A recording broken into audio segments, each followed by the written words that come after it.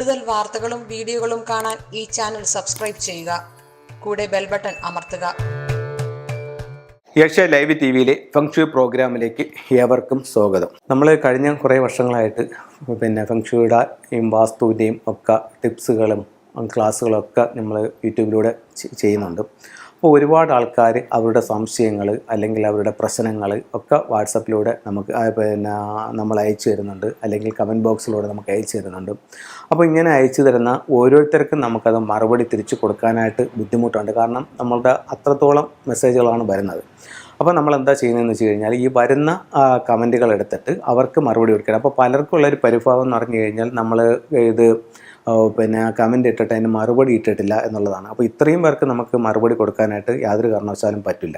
അപ്പോൾ നിങ്ങളുടെ ഓരോരുത്തരുടെയും പ്രശ്നങ്ങൾ നമ്മൾ നോട്ട് ചെയ്തിട്ട് അത് ഓരോ ദിവസത്തെ പ്രോഗ്രാമുകളായിട്ട് ചെയ്യണം. അപ്പം ഈ പ്രശ്നങ്ങൾ കമൻറ്റ് ബോക്സിൽ ഇടുന്നവരെ സംബന്ധിച്ചിടത്തോളം റെഗുലറായിട്ട് നമ്മുടെ പ്രോഗ്രാം കണ്ടുപോവുകയാണെന്നുണ്ടെങ്കിൽ അതിന് നിങ്ങളുടെ സംശയങ്ങൾക്കുള്ള എല്ലാ മറുപടികളും ഇപ്പോൾ തന്നെ ഞാൻ തുടങ്ങിയ സമയത്തുള്ളതല്ല ആൾക്കാരുടെ അറിവ്. ആദ്യമൊക്കെ എന്ന് പറഞ്ഞു കഴിഞ്ഞാൽ മിസ്സിങ് എന്താണ്, ഫെങ്ഷു എന്താണ് എന്നും പോലും അറിഞ്ഞുകൂടാത്ത ആൾക്കാരുണ്ടായിരുന്നു. ഇപ്പോഴെന്ന് പറഞ്ഞാൽ ഒരുമാതിരിപ്പെട്ടവർക്ക് എല്ലാ കാര്യങ്ങളും അറിയാം. അപ്പം അതിൽ അത്രത്തോളം അവരത് മനസ്സിലാക്കി മുന്നോട്ട് പോകുന്നുണ്ട്.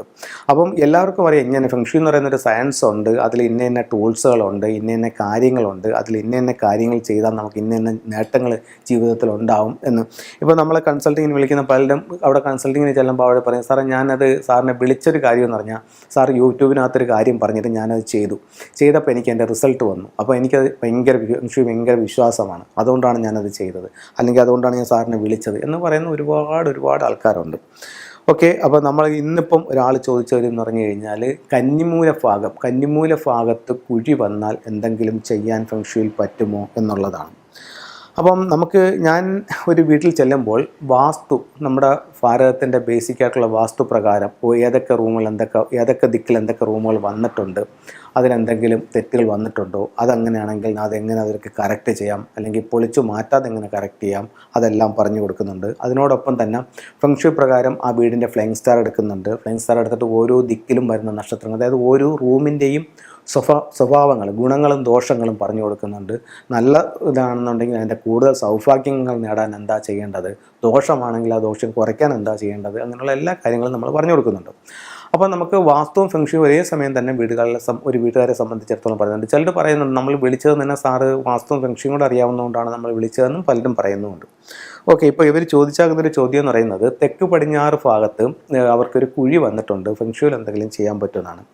അപ്പം നമുക്ക് വാസ്തുവിൽ പറയുന്നത് തെക്കും പടിഞ്ഞാറും ഉയർന്നിരിക്കണം. അതായത് തെക്ക് പടിഞ്ഞാറ് ഉയർന്നിരിക്കണം, തെക്ക് വശം ഉയർന്നിരിക്കണം, തെക്ക് പടിഞ്ഞാറ് ഉയർന്നിരിക്കണം, പടിഞ്ഞാറ് ഉയർന്നിരിക്കണം, ഏറ്റവും ഉയർന്ന് തെക്ക് പടിഞ്ഞാറിരിക്കണം.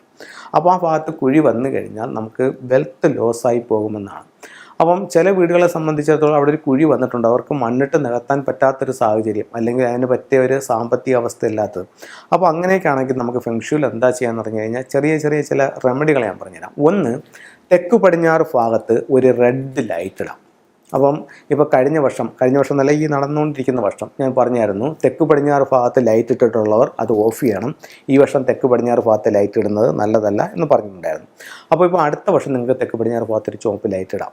തെക്ക് പടിഞ്ഞാറ് ഭാഗത്തൊരു ചുവപ്പ് ലൈറ്റ് ഇടുന്നതുകൊണ്ട് ദോഷങ്ങളൊന്നുമില്ല.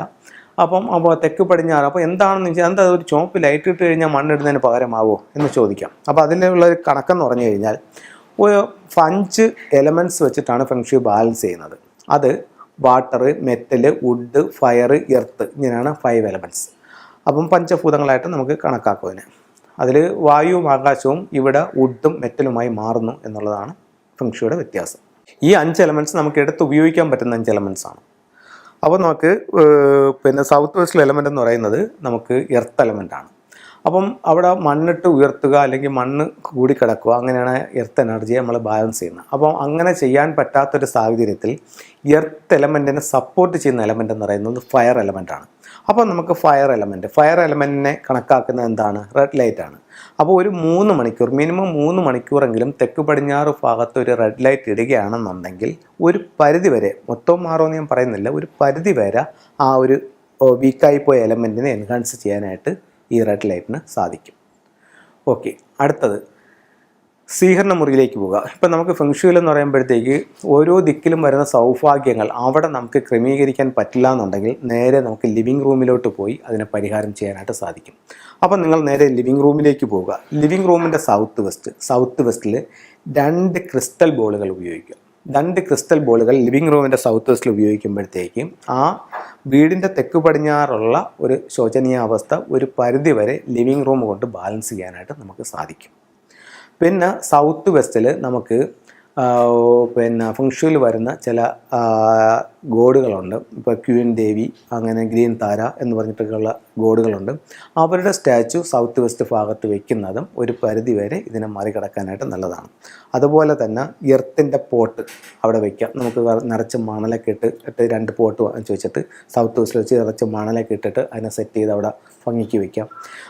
നല്ല റോക്കുകൾ ഇപ്പം സൗത്ത് വെസ്റ്റ് ഭാഗത്ത് നിന്നായിട്ട് നല്ല വീട്ടിൻ്റെ പുറത്ത് തെക്ക് പടിഞ്ഞാറ് ഭാഗത്ത് 2 നല്ല ഉരുളൻ പാറക്കല്ലുകൾ എടുത്ത് വെച്ചുകൊണ്ട് ആ ഭാഗത്തെ നമുക്ക് എനർജൈസ് ചെയ്യാം.